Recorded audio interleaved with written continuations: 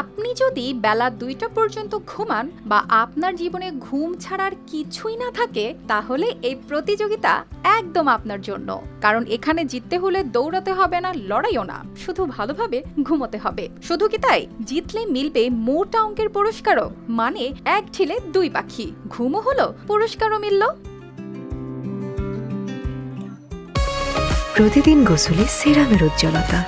Mary serum soap বার।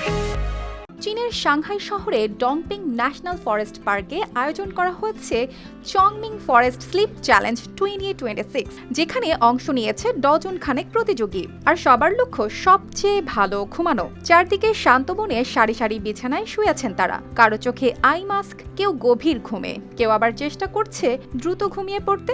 দেখতে যেন কোনো পিকনিক বা রিল্যাক্সেশন ক্যাম্প, কিন্তু আসলে এটা এক প্রতিযোগিতা। এই প্রতিযোগিতায় ঘুমটা শুধু চোখ বন্ধ করা না, এটা মাপা হচ্ছে প্রযুক্তির মাধ্যমে।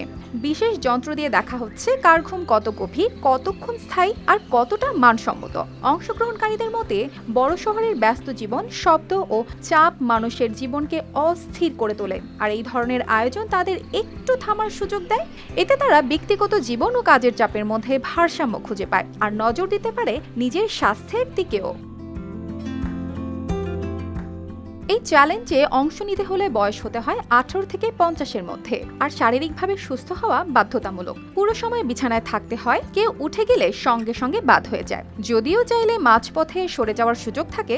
যার ঘুমের মান সবচেয়ে ভালো সে পায় সর্বোচ্চ 3000 ইউয়ান পুরস্কার। যে সবচেয়ে দ্রুত ঘুমিয়ে পড়ে তার জন্য রয়েছে আলাদা পুরস্কার। আর যারা পুরো সময়টা সফলভাবে টিকে থাকে তাদের জন্য রয়েছে বোনাস।